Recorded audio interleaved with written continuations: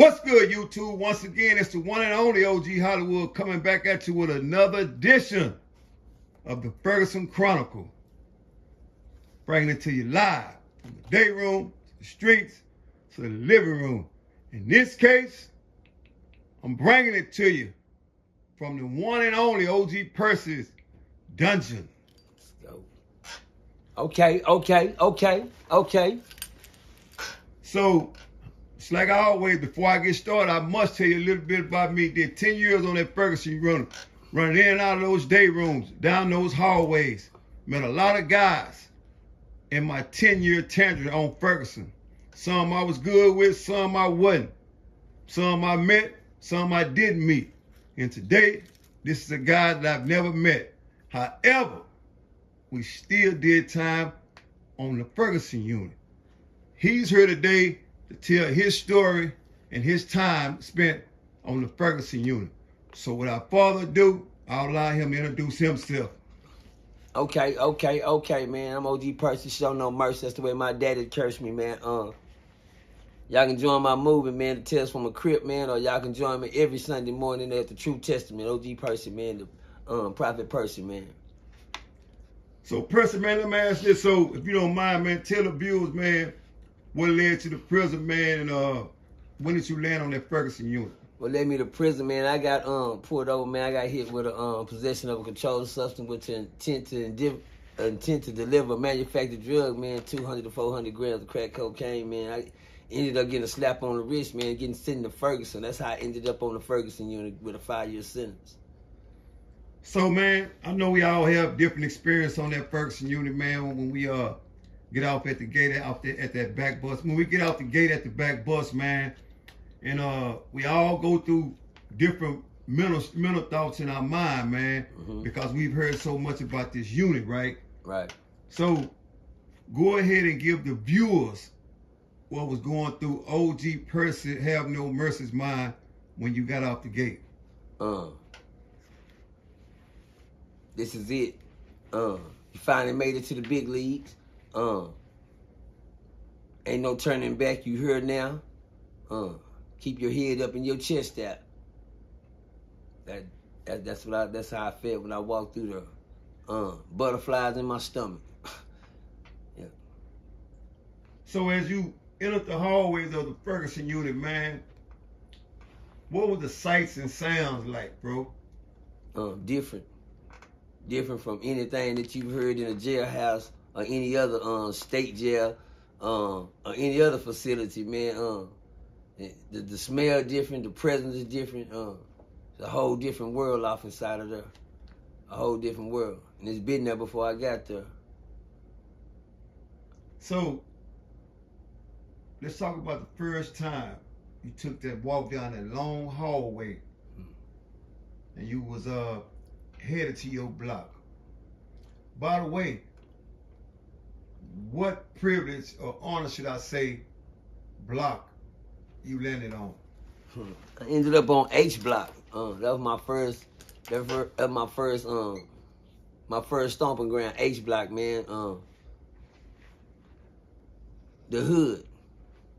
They called it when I got there, man.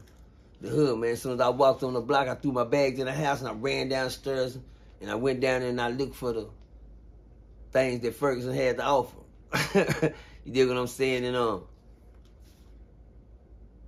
it was square business off in there. When I first stepped off in there, I didn't realize that ain't nobody scared of nobody in here. See, I seen that look in everybody's eyes when I got to Hollywood. It was a different feeling from where I had just came from. It was real. It was real. I felt a lot of tension in the air. I just put it like that. So, when you finally entered that day room, what was it like? Man, it's like walking in a boxing gym. Yeah. And you know, you got some people over here on a punching bag and some over here boxing. It's like everybody stop, they look at you. But one thing about Ferguson, ain't nobody trying to sell nothing in that motherfucker. Them niggas, them looks are for real. Shit. Them looks are for real. It's like everybody stopped, but It never lasts long. It was one pause, 1 second, everybody looking, and eyes went back to doing what the fuck they was doing. Nigga, you ain't nobody. That look. Yeah. The Dayroom, I went and caught me a corner. I went and stood in the back by the telephones, and I put my hands on my hip, rub my arms up, and I just watched and I looked. And I looked. I always had a thing about this Hollywood. Everywhere I went, for some reason, I felt like the first person that ever approached me was gonna be my enemy. I don't know why. That was just something I took to every jail cell, every incarceration I had.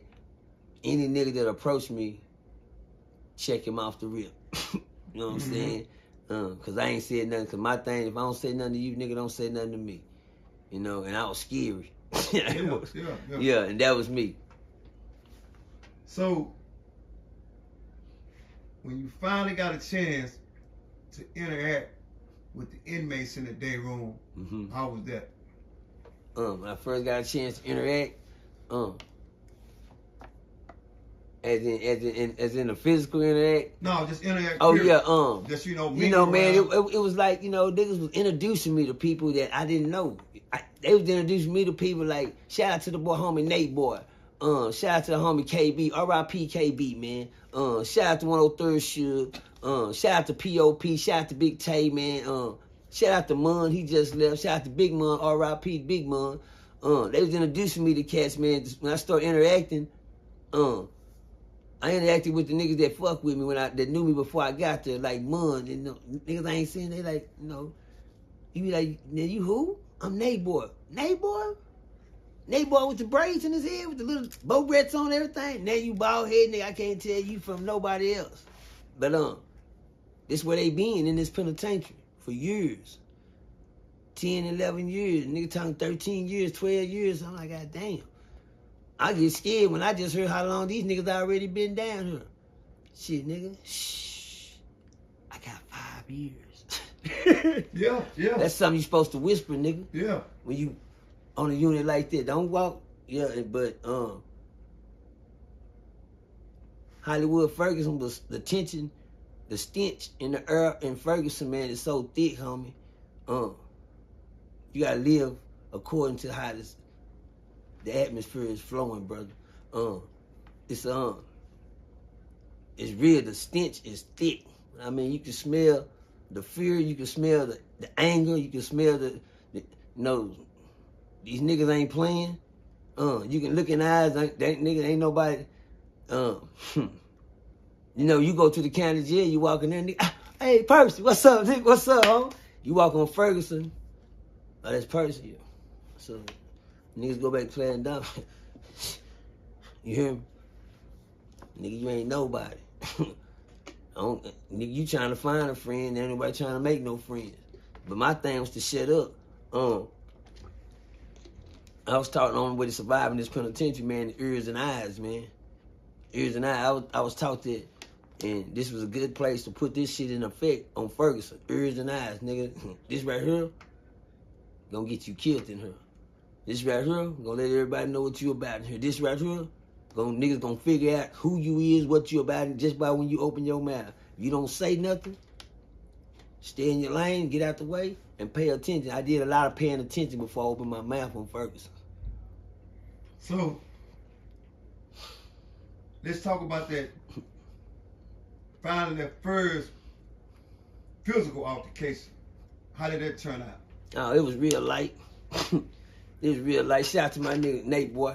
Me and him ran. We went around one time in the gym. Simply because he told me what I was doing in the corner, shadowboxing, wasn't gonna work over here on Ferguson. And I'm gonna tell y'all something. To be honest, and I hate to admit this, Nate boy was right. You dig what I'm saying? Nate boy was right. The shit that I was doing in that corner, the little shit that I did, thought I knew, that I learned in the county and over the years through it, I might as well take that little piece of book and ball that paper up and throw that shit in the trash. That shit don't work on Ferguson. Nate boy seen something I didn't, but I thought he was trying to insult my character. So, as a tough nigga, I had the heart, but not knowing I didn't have the game down yet. You know what I'm saying? I jumped out there with Nate boy, and I'm not gonna lie, I just got lucky. You know, I got lucky that time. I did it. That don't make me tough because I didn't look at myself no different from Nate, boy. Because Nate, I felt like he was just, you know, something I had to do until I get right. Just to see where my head and my heart. And me and Nate, boy, came like that after that. Yeah. Me and Nate, boy, partners. Every day. He knew, man. And he still was on some fucked up shit. But, I looked out the window one day, OG Hollywood, and they was at a wreck.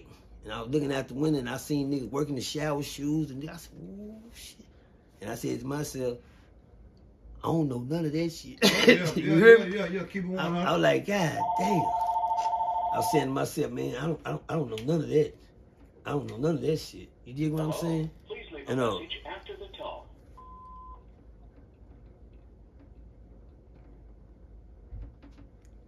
I said, I got a lot of shit to learn, man. Matter of fact, I better not jump out here with nobody, because if everybody out there doing it like that on the radio, you ain't telling who know what in this motherfucker, you hear me? So my thing was this. My first 6 months, nigga, I had to train myself to get right. You know what I'm saying? I just didn't scratch every day. I didn't make moves. I did a little bullshit, you know, but I didn't jump in nothing just physical until I knew that I was right. Shout out to my homeboy from, that was King B. King B, his bodyguard, King Kong, out of H-Town. Big King Kong, I jumped under him. And shout out to my nigga Silk. Shout out to Silk, Dallas Silk, man. Bow-legged Silk. I jumped under his leadership with the hands, him and Little Fry. Shout out to Fry. Mm-hmm. Yo, come on, man. Yeah, Blood Fry. Talk. Fry, that's right. Shout out Blood Fry. And Little Fry was the short dude, but he was nice. Yeah. And he used to come teach me, and I would just sneak under Fry, Yeah. because Fry was blood. Yeah. You hear me? And that's just letting you know I didn't look at niggas different when I need to steal something to add to my arsenal. Yeah. You dig what I'm saying? I gotta learn that Little Fry. Yeah. You raw. Yeah. Fuck you mean, boy? And people didn't know Fry was raw, because Fry walked around with a different mentality, and but he was, but you know, I was trying to learn that off of Fry. You know, instead of showing it that you know, don't get it and try to, you know, cause Fry like, nah, cause you ain't ready. And he didn't mean I wasn't ready as far as learning it. It was mean you don't need it right now, cause you gonna take advantage of it. You understand me? And I ain't gonna give it away to you like this. Oh, Fry, man. Man, I just sneak on side the building with Fry. Sneak on side the building with Fry. And then Fry teach me what I needed to know. Yeah. You dig what I'm saying? And shout out. And that's, I know y'all too late now. Y'all can't get me now. But yeah, that was a hush secret. Didn't nobody know nothing about. And that was a good look for me. But not only Fry showed me something with these, he showed me something how to think too. You dig what I'm saying? And it was fucked up. I was having to be an older nigga learn from a younger nigga. You dig what I'm saying? Yeah. But he had the time on his belt that made me the younger nigga and he was the older nigga. You hear me? Yeah, I understand. You dig what I'm saying? Yeah. So never too old to learn nothing. Yeah. And my main thing in Ferguson, Hollywood, to be honest with you, my main goal on Ferguson was not to be a tough nigga, but to learn how not to come back to this place, man. You know, I got tired. You know what I'm saying? I didn't want to come back. I just wanted somebody to teach me, and I learned that these niggas in here ain't just tough niggas. These some smart ass niggas in here, man. I mean, not just as black men, as a group of brothers, as a group of kings, as a group of leaders. It's some strong power up in there, man. It just depends on who you want to get up under. I had already mastered this. Once I mastered this through Silk, through Fry, a varieties of nigga shit that I put it, and then I jumped out there in the Dayroom one day with C-Note. Shout out C-Note, Beaumont C-Note, 6'9". I jumped out there with him, and I took flight from there. You know, it's every day I went over to King, beating them, Arsenal, and I called out they biggest, hardest fighting blood. Shout out to Drummer. Understand me? Because I felt like I was ready now. Yeah. 6 months though. Yeah. Not just out the hatch. Yeah. But these guys over there, hand wise wasn't shit. Thinking wise, that's what I needed. I needed to learn how these niggas talking, how they talking this knowledge. I wanted to learn that part. I got it around a lot of stuff, but I had to get around somebody to teach me how not to come back. That was my main thing. I just wanted to learn how I didn't want to come back. And the sad thing about it, this gonna hurt me more than it hurt you. I didn't even want to come home, Hollywood. I didn't even want to go home, man. So let me ask this, man. So, just like I just heard, and the viewers just heard, you didn't want to come home, man. So, give us the reason why you would have chose to stay in prison, bro. To keep my sanity. To keep my sanity, to stay physically and mentally well fit. You know, I was where I wanted to be in life. I was where I wanted to be physically, mentally, and I feel like, you know, it's gonna sound sad. You know how niggas get a piece of power, they don't want to let go of it. Yeah, I feel you. I was in a position in prison. This gonna sound sad too, but hey, I wish my brother now could see me now, shit. You hear me? Not just with, you know, how I operate, but a place that, you know, I feel like I'm safe here, man. I don't want to go back to, fuck these streets, man. Fuck these streets, fuck them streets. Ain't shit out there for me. You hear me? But it is something out there for you, your kids, nigga. You hear me? Your mom, nigga, your family. Well, you know how we think. They ain't been here for me in here. They ain't gonna be here for me out there. You hear me? Yeah, I feel you. And that was my motto. And the sad thing about it, I ain't gonna lie on here nowhere else. And they wasn't. Nobody. But I had to realize, I learned off the niggas in Ferguson how to stay out here, homie. Yeah. It bring tears to my eyes, cause if it wasn't for a lot of them niggas in there, yeah, shit, I'd have been back in there. You hear me? Yeah. I learned the physical thing. Everybody want to hear about the fighting, the jacking, the fighting, the taking. Nah. I had a hard water fight in Ferguson. That was mentally. Mm-hmm. You dig what I'm saying? And I'm glad I ran into people like Bad Boy, Beasley, Suge. You know, I can go on and on. Ty Ty Lee, 50-50 twin. You dig what I'm saying? Some guys that had some strength, know how to iron sharpens iron. You understand me? They didn't have to give me what they knew. You dig what I'm saying? They could have walked past me like most niggas did in the hallway. They didn't want to see me succeed anyway. They just want to see some niggas beat me up, jump me, and take me out, have me shipped off the unit. Well, what the fuck y'all waiting for? So let me ask you this, man. So,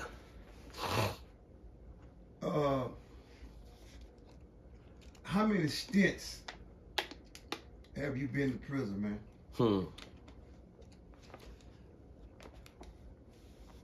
My first number, 557023, man. First unit I hit was Ramsey 2, Rochelle, Texas. Then I hit Central Unit, Sugarland, Texas, my second time going down. Then after that, I hit a variety of state jails. I went to Dawson, I went to Lindsay, I went to Hutchinson, and I did, them the 3 state jails I did. Then I turned around and went back. My next round was Ferguson. You know what I'm saying? So let me ask you this, man. But I must say this, man. Ferguson Chronicle, man. Real life people, real life stories, but nothing is scripted, man. Okay. Yes, sir. Nothing is scripted at the Ferguson Chronicle. Like I said once before, I'm live in the dungeon of Mr. OG PERCY, man, where we're going to keep it real and 100 across the table. So let me ask you this, bro. You've been in and out of prison for a number of times, right? Yes, sir. And we all have different reasons for going back and forth to prison, man. But at the end of the day, man, facts still remain that we keep returning. Thanks. So let's talk about OG PERCY and his struggles, man. Let's go. So what were the reasons why you feel like you kept returning back to prison? I had habits. I had a habit in the streets. Not just on a drug habit, but a robbing habit too. I love to put that, you know, I had adrenaline rush. I had a habit and I couldn't see, and I was a gang member. To make a long story short, I was just a lost nigga. You hear me? I was a lost nigga. Lost niggas gonna always return home. You dig what I'm saying? That's to the penitentiary. That was home for me. I tell niggas in that motherfucker I'll be back. You hear me? Go out there, jump out, go straight back to the drug house.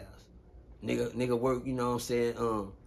When you don't get a good whooping the first time, you don't learn your lesson. How about that? Yeah. That's the life that led me back and forth. I never got a good whooping. Yeah. Dig what I'm saying? 6 months here, 9 months here, 2 years here in jail, 2 years here in the penitentiary, PIA at the county, all type of stuff. You hear me? Ferguson, I got that first good whooping. Wasn't even that much time, but a waste of time over the other years. You dig what I'm saying? So I would get out and continue to do the same thing. Jump back in the drug houses, start jacking, and the only way to calm down the beast, you gotta lock them up. So let me ask you this, you say, jump back in the drug house. This is for the viewers so they won't get confused. Yeah. And like I say, it's real life stories, real life people, man. Right. And OG Percy is here today to give his story. Right. On the Ferguson Chronicle, where we keep it nothing but 100. So let me ask you this, man. When you said jumping in and out of drug houses and the drug game, man. Right. Go into details about that, man, if you don't mind, bro. Habit-wise. I had a monster inside of me. I used to love to blow squares. Back in the day, we called them blow squares. You understand? That was the only habit I ever had. I used to lace my squares with blow. You dig what I'm saying? And that was my habit. Besides being around, the gangster shit and in the streets, that was my controlled substance that controlled me in the streets. You understand me? But that didn't lead me back. My behavior what led me back to the penitentiary. But I knew through my behavior and my addiction, they both worked together. You dig what I'm saying? That was my problem. I didn't never know how to kill the monster on the inside. A lot of people don't know they got a monster that lives on the inside of them. He know when you're locked up. Yeah, he know you shit. As soon as you come out that jail, that motherfucker say, oh, God damn, how long has it been? 10 years? 2 years? 6 months? 3 months? 90 days? 20? Yeah, that part. I didn't know how to beat the spiritual part of the addiction. I was trying to fight it in a physical form. You dig what I'm saying? So, until I learned to fight in a spiritual form, that's when I got a hold of it. You know what I'm saying? And when I said spiritual form, I wasn't no falling on the floor, Jesus crying, all that, none of that. I just had to realize there was a power greater than myself that could restore me back to sanity. You hear me? You wouldn't have come fuck with me, did back then, when nobody wanted to talk to person back then. Then nobody want to see person. You understand? But niggas seen me wilding, but no one ever seen me wilding in the mud. You know how, we better than that. Now I'm gonna look the part. Now I'm gonna look like I got $20 or $30 worth of dope on me just to rob your motherfucking ass. You hear? Yeah. That part. I looked the part, played the part, but I just thank God nobody killed me out there in the struggle. I just thank God, because I was on the verge with Hollywood. Hey, if you killed me, nigga, you was doing me a favor. Shit, I didn't have nothing anyway. I'd rather go to penitentiary and didn't even have to. I couldn't see myself 25 years later down the line, I've been 25 twice. Yeah. Yeah, that part. I've been 25 twice. The first part was a bad motherfucker, you hear me? The second part, it started out rocky, but we all right now. You hear me?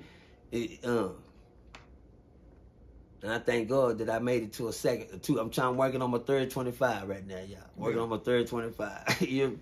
Yeah. So let me ask this, man. So, let's talk about the family. Let's go. What about the support? Support. I don't want to talk, say, but like you say, it's real. I ain't never had a family support. I was the black sheep. I was the underdog, the outcast. You dig what I'm saying? My daddy was my support system. I was the daddy's baby. He's gone now. He died on me about 6 years ago. That was my support system. Fantastic mama. Both my moms was great parents. But I had one parent that was a strong preacher. She believed in God, heavy in the religion. You wasn't born in jail. You shouldn't be going to jail. You know that. They strictly by the book. This is the house I'm in right there. She is on that wall up there. Look at her. Beautiful graduate.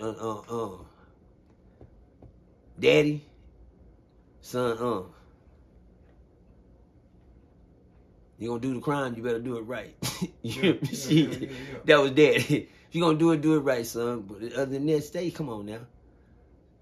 My daddy never been to prison a day in his life. He's a 3-time honorable discharged soldier at the military. My mom them, like you said, errors. I came up in it, but I came up in the other one. You dig what I'm saying? My family support. I have my mom. That's my angel. If it wasn't for her, all the prayers, you understand me? She wouldn't hit her knees some of them nights, now I'd have been dead. Shit. I got some family members pray for me when I wasn't praying for myself. You dig what I'm saying? That's how I know I'm still here today, because shit, I had to go to the point and say, goddamn, Lord, since I ain't been talking to you, won't you just talk to me? Shit, you yeah, you know, that's how I look at it. Family, I grew up in a what you call them, a dearest family, reunion type of family. I grew up in a big family, you know, way back in the 70s.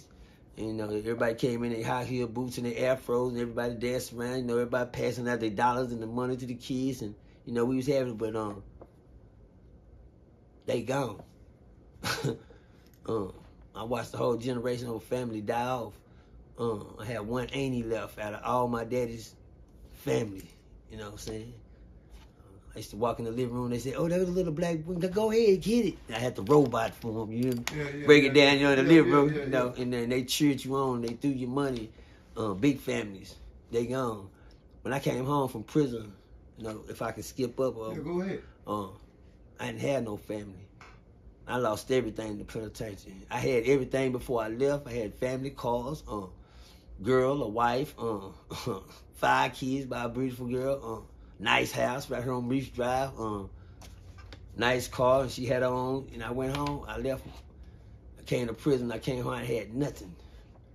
I had a family, but I only had a family in the same mind state that I've been leaving them over all the years of coming and going. He'll be back. That's what he do. He come and go. He come and go.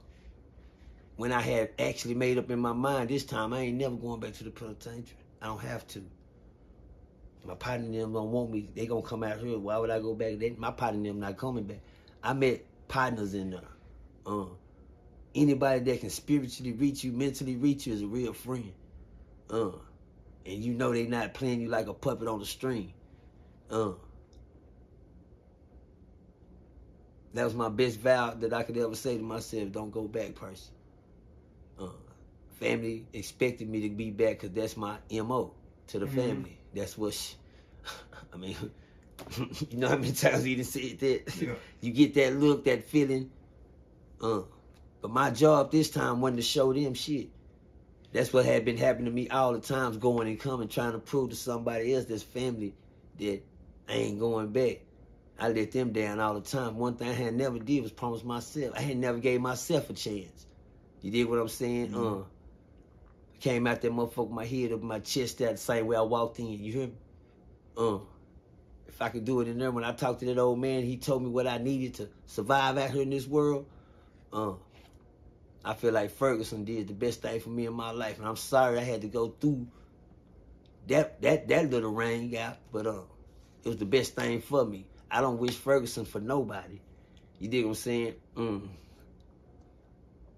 let me ask you this, man. So once again, like I said, real life story, real life people, man, bringing it straight from the dungeon of the Mr. OG Percy home. Once again, I appreciate you for coming on the channel, bro. Let me ask you this, man. I know this real personal to you, man, because, you know, I've had personal losses too, man. And for any which way this might affect you, man, you are more than welcome to do as you please, bro. What was it like to you, man, losing your brother?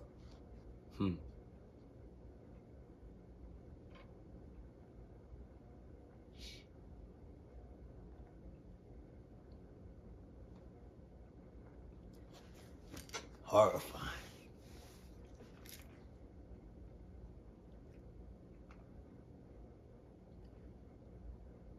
Horrifying. Horrifying.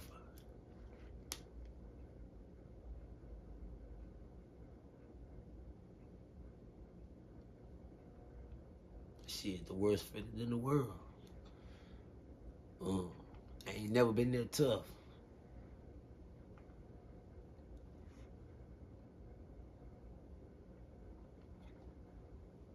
I ain't never been that tough.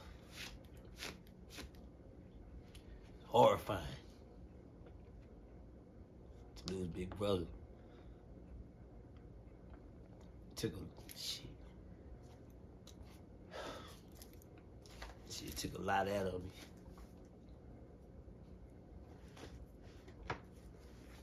Shit, I had to fight back, and shout out to Suge, 103rd Suge, man. During the time that my brother, yeah, you hit me with a bad motherfucker, and that's to let you know the feelings of square business. When you mention that name, I'm still in the interview, baby girl. I'm almost through. Don't go nowhere. But anyway,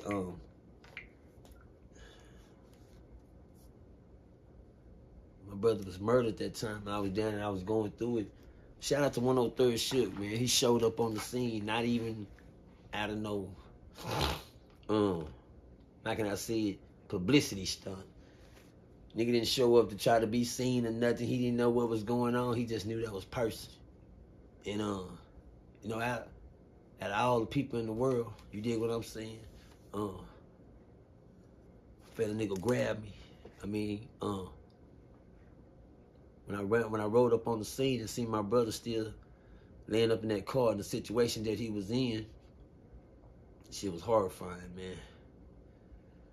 Suge showed up and grabbed me, man, and walked me around, and, you know, I hugged the nigga, I cried, I screamed, I pinched, I scratched, I kicked, man, I didn't know what to do. And that nigga said, let it out, homie, let it out. So, you know, shit, we was in our own little corner, and I felt comfortable around Suge. You know, he came, and when he left, I left. That was a bad feeling, man. But a good experience as far as the test that I was put through. I don't pass that many. I believe God gave me the strength, the rules, and the two, because you know when they say he don't put nothing on you that you can't bear, he don't put nothing on you that you can't bear, y'all. God is the truth. He wouldn't have built me that way. He wouldn't have prepared me that way if I wasn't ready for the fight. He knew I was ready for the fight. He knew, just like when I hit Ferguson Unit, that I had to train and watch and sit in the corner before I can get out there, before he put me in the fight. So when he put me in the fight with my brother at that time, he knew. He knew right then that I was equipped, I was ready. There's nothing weak about me. There's nowhere you can hit him and hurt him. He's built for it tough right now. That's what God gave me. The whole armor. He put me on the whole armor, Hollywood. And I knew I couldn't fail when it came down to that. I couldn't fail that test. I couldn't go back to Ferguson. To let y'all know, I don't brag about times of being locked up. I don't recommend that. Hollywood got me smoking a goddamn cigarette now. But one thing I will say, he wouldn't have put me through that situation. He wouldn't have put me through that test if he hadn't did me like he did me on Ferguson. On Ferguson, he let me get prepared before I jumped in a fight. He didn't just throw me out there. He knew able to hood me out. Had I fought Suge in the Dayroom the time that I jumped up and stood up to Suge, he probably would have hood me out. You dig what I'm saying? But it was the heart that counted. You dig what I'm saying? Let me tell y'all something.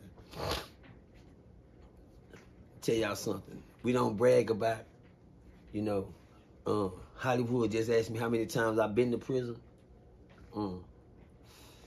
How many times I've been locked up, and I've been incarcerated in the county jail over 28 times. But let me tell y'all this one thing for Hollywood. Walk out here, watch this. It's the only thing that keeps me strength is the people around me. He asked me about a family. I got a lovely family. Shout out to my little brother, Super Dave. Shout out to my wonderful mama, Louise Carter. Shout out to my big sister, Tanya. R.I.P. to A.D. and R.I.P. to Charlotte Jemison, man. They gone. I'm still here. I always thank God leaving me here for a good reason. I could have easily been the man in the box. Everybody know what the red box is. I could have easily been one of them, but it's one thing I want y'all to know. Out of the 28 times I done been locked up in the county jail, out of the 7 incarcerations, in and out the institutions, it's one thing I know that I brag on. It's not now one times I've been locked up. It's the times I've been home.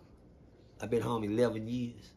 I've never seen a jail cell. I never kicked a cat. Ain't ran a stop sign. I'm not on parole. No paper. No nothing. I learned that where I came from.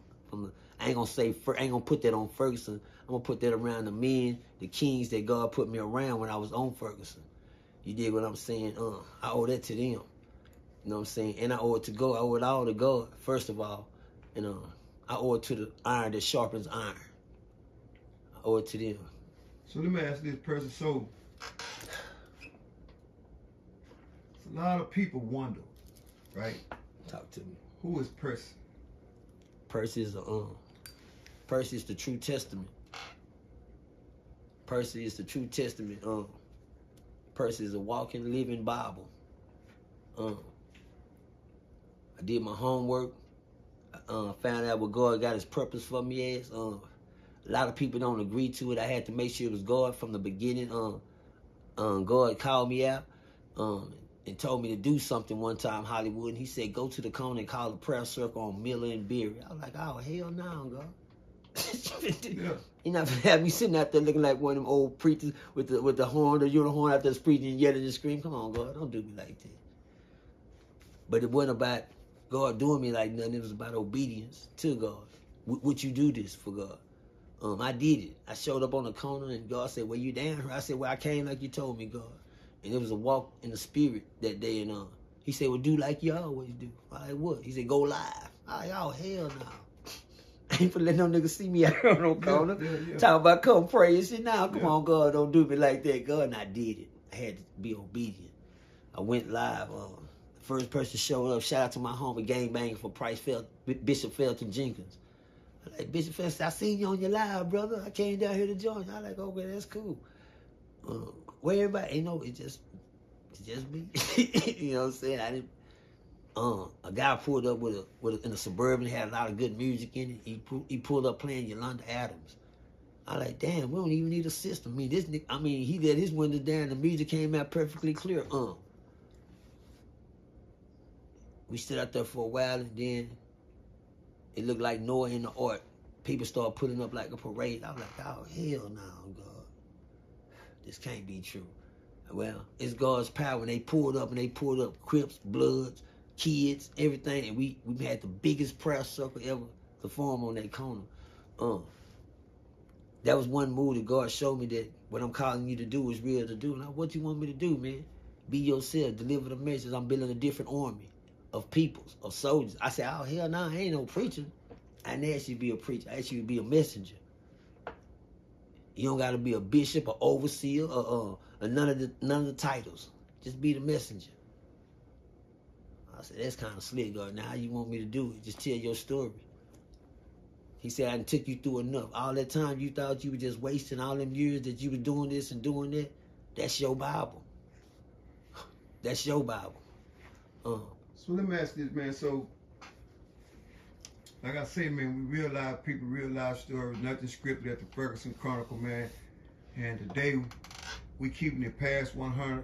We're going 110. Let's go. What is your story, man? Give your story, man. What is your story, man? My story, Hoover Crip, man. Blue and gold, my colors. Blue Rage, Black Redemption, man. Blue and gold, man. I had to go through the fire. Hollywood. My story is I had to go through the fire. which was the blue, the crip part, the tragedies, the drugs, the prisons. That's what the blue led me. My color is gold. The only way to make gold, you have to go through the fire. You can't create gold without fire. I went through the fire, and I came out gold, Hollywood. That's my story. That's who Percy is right now, today. Gold. Gold. People know it now. They'll pay for gold. You did what I'm saying? Gold. That's what God made me to be. Who I am today. Still a little screws loose. Still little things need working on. A little tightening up here, a little tightening up there. But I'm not rattling. I'm not shaking. You did what I'm saying? I'm not broken. I don't bend, fold, or break to nothing spiritually, mentally, or physically. Today, Percy is a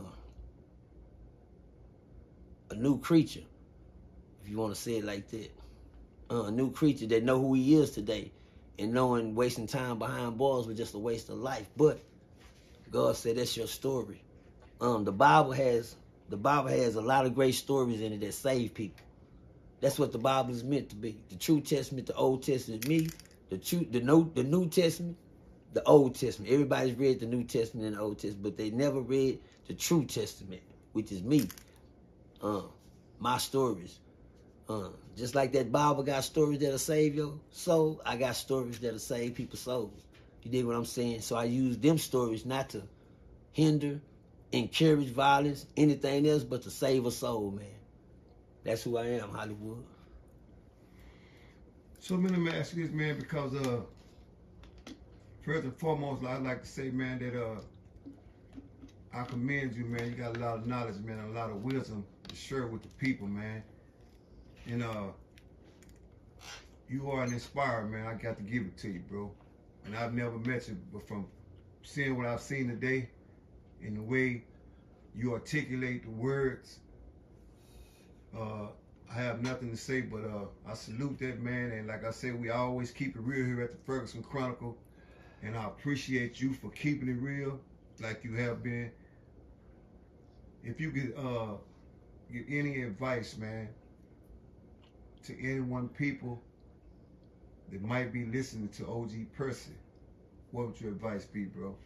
On life itself. Don't let the green grass fool you. Don't let the green grass fool you. Don't think of what you see, that's what that is. Some of these niggas is turf. You know what I'm saying? Mm-hmm. Like in Hollywood would say, some of these niggas artificial too, person. Yeah. You can slip on some of these niggas if you don't got on the right shoes. You gotta have your cleats on at all times. Don't let the green grass fool you, man. Judge a book for what it is, not for what you hear. You dig what I'm saying? You're gonna hear a lot of things about me. Believe it. Believe it. Every girl, I gotta shout out to my baby, my wife.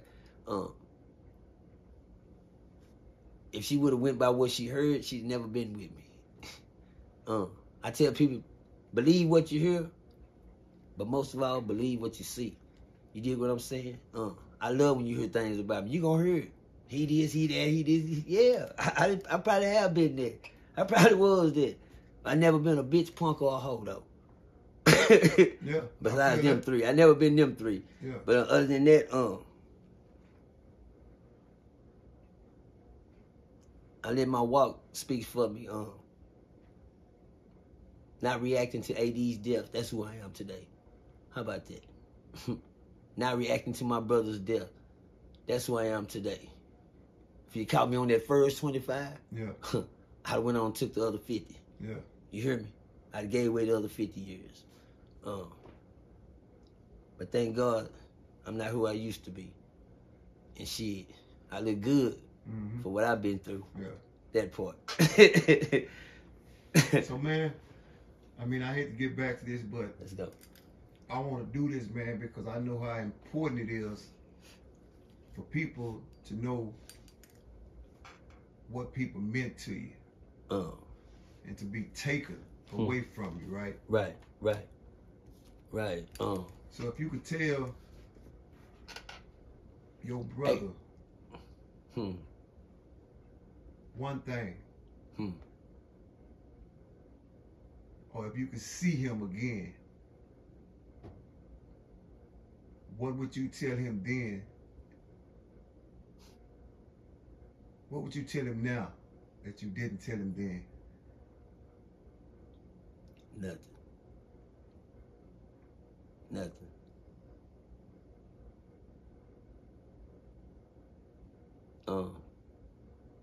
I never missed a minute of telling my brother I love him every day. I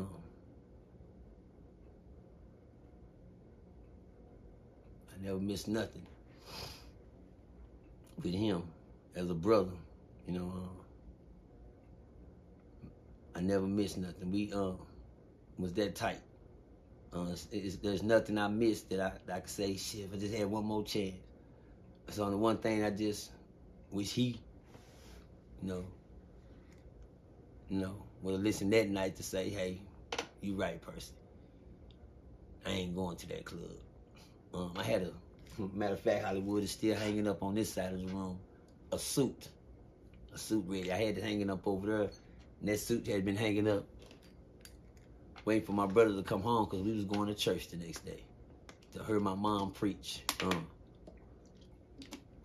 Tried to encourage my brother or persuade him not to go because we got to be at church in the morning. Mm-hmm. Anything to tell him not to go. Man, bro, you know if you go, you're going to be told, hey, you got to go to church in the morning. We can sit on the porch and do our thing. You know how we do. Nah, let's go do some clubbing, man. Nah, bro, brother, I don't mess around at the club. I don't do them saloons, man. When you know what God got for you, saying, I don't go places I used to go. You hear me? Mm-hmm. That was an old saying, I find it to be true. As I get older, I don't do the things I used to, and I don't go to places I used to go. Hollywood, there's nothing in this world that I can remember or come to mind that I could tell my brother that I had never told him. If you do your research, anybody y'all can go to OG Percy Show No Mercy. That's the way my daddy cursed me page, and see a video I did with my brother a week before he was murdered, called Brother Love. Ain't that something? Yeah. A week before he was murdered, and he sit on the side of me and listen to me talk about him, and I feel like I gave him his flowers before he died. You hear me? That's how I feel on that video. It said like 36,000 now. Shit, when he didn't even know 10 people. Yeah. There's nothing I could tell my brother that I had never told him, Hollywood. And a lot of people can't say that. So, man, let me ask you this, man. How important was it for you, man? Because I know you've never been on this platform before, man. Once again, I appreciate you for doing this, man. No doubt. How important was it for you to come here to tell your story on the Ferguson Chronicle, man? Very, very, very much important, man. So people can see that, you can hear tears from the Crips. You can hear this. You can hear my daily lives. I appreciate you, Hollywood. You brought a side out today that they hadn't got. You dig what I'm saying? And we talked about that before you got here, but hell, I didn't know how you was gonna do it. Yeah. That's your wizardry. That's your. You did that. I appreciate that. And for that simple fact, hey man, I'm glad they got to see the side. Who I am. I've never been asked, who are you? They just ask, what do you do, or what happened, or when, But that's the clear ink of me that you get today. That's the clear ink of me. You can't add nothing to it. You can try to take from it, but you can't add to what I've given today, man. You dig what I'm saying? Like I do everybody else, man, because like I say, man, it's real life story, real life people, man. Mm-hmm. And it wouldn't be no OG Hollywood without the people's story. Mm-hmm. So with that being said, man, like I do everybody else at the end of the show, man, I'll allow you to close this show on any note you want to close it on. Salute to whoever you want to salute to. So the show is yours, man. And number one, shout out to God. Shout out to Hollywood, man, for even allowing me or seeing fit in his heart to find a spot for me, you know, because it's many of us. I'm just a piece in the puzzle, man, and I'm glad I could be a piece in the puzzle. I don't put it all together because without the rest of them, it wouldn't be no puzzle. And I thank Hollywood for that. Shout out to everybody that did time on Ferguson that learned how to stay free. You dig what I'm saying? That learned the lesson. You know that shout out to everybody that ever believed in OG PERCY. Tales from a Crip, the True Testament, man. Could y'all please join me every Sunday morning for the True Testament. You can get a word from God, not a word from me. I don't know nothing. Shit, I'm just letting you know. I said a word from God, not me, not I, but Christ. Be seen, be heard, and be known. That's on my show every Sunday morning. Not I, but Christ. Be seen, be heard, be known. I'm not nobody to see and not nobody to hear. God got a word every Sunday morning. And shout out to all my fans that hanging there with me, man. And shout out to the fan base, the supporters. The supporters. I ain't gonna call you fans. I'm gonna call y'all the supporters. Love Hollywood. Ciao, town.